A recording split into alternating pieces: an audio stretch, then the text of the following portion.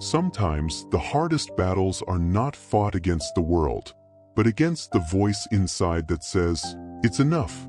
You can stop now." Once upon a time, in a small town surrounded by slow hills and restless dreams, there lived a boy named Aarav. He wasn't special in the way people often mean, not the top of his class, not the best on the field. But there was a light in him that wanted to become something more. A doctor, maybe, or a writer. He didn't know exactly, only that he wanted to matter.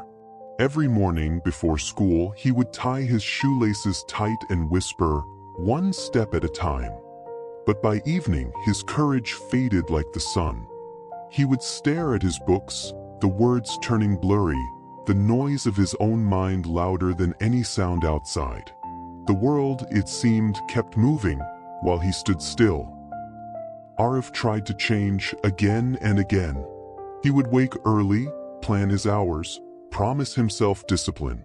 But by the third day, the fire dimmed. There was always an excuse: too tired, too busy, too late. And each time he quit, a quiet guilt followed him like a shadow. He began to think maybe discipline was a gift others were born with, a river he could never cross. At night, lying on his narrow bed, he'd whisper, "Maybe I'm just not made for this." And in the silence that followed, the ceiling offered no answers. It was his grandfather who noticed.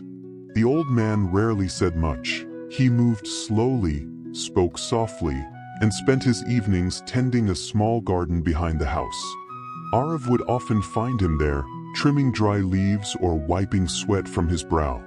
One evening, after another failed study session, Aarav wandered to the garden and sank beside him. "I keep trying, Dada," he said, voice low, "but I can't stay consistent. I lose focus. I quit." The old man didn't reply at first. He simply looked at the young boy's restless hands and then turned to the small patch of soil before him, where a few green shoots trembled in the evening breeze. "Then come tomorrow," he said quietly. "Help me water the garden." The next morning, before the sky had fully brightened, Aarav joined his grandfather. The old man handed him a small rusted watering can. "Once a day," he said. "That's all they need. Not more, not less." So Aarav did.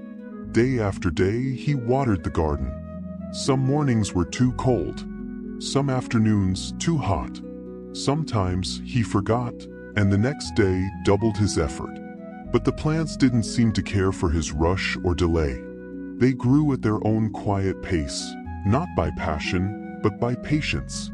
Weeks passed. Tiny buds appeared where once there was only soil. Aarav smiled one morning, surprised at how alive the garden looked. His grandfather simply nodded. "The earth doesn't reward those who work hard for a day," he said. "It rewards those who show up even when it feels useless." A few weeks later came exam season, the time Aarav feared most. The old voice returned, "You can't do this. You always quit." He opened his books. The same heavy feeling rose: boredom, fatigue, doubt. His hand trembled toward his phone. Just a small distraction, he thought. Just for a minute. But then, he saw the watering can by the window. The image of his grandfather's garden came back to him, the slow, steady growth he'd almost missed. He took a breath, set the phone aside, and whispered, "Once a day." He studied, just for an hour, then another, then again the next day. Each day he showed up, even when nothing seemed to bloom. Weeks later, his results arrived. They weren't perfect, but for the first time, they didn't need to be. Aarav had changed, not in his scores, but in his silence. He no longer chased inspiration, he built it. Slowly, steadily. He woke each morning not to see how far he'd gone, but to take one more step. The boy who always quit had learned the quiet power of not quitting. Discipline, he realized, is not fire, it's water. It doesn't burn bright for a moment. It carves its way through stone, one drop at a time. Perhaps you, too, have stood where Aarav once stood, tired of starting over, tired of your own promises. Maybe you've waited for the right mood, the perfect day, or a spark to begin again. But the truth is quieter than that. Discipline isn't about force. It's about returning to the page, to the practice, to yourself, even when nothing seems to move. It's about watering the garden, not knowing when it will bloom. And one day, without even noticing, you'll look around and realize it already has. So if this story found you at the right time, please like this video, share it, and hold it close. And tomorrow, just show up again. The garden is waiting.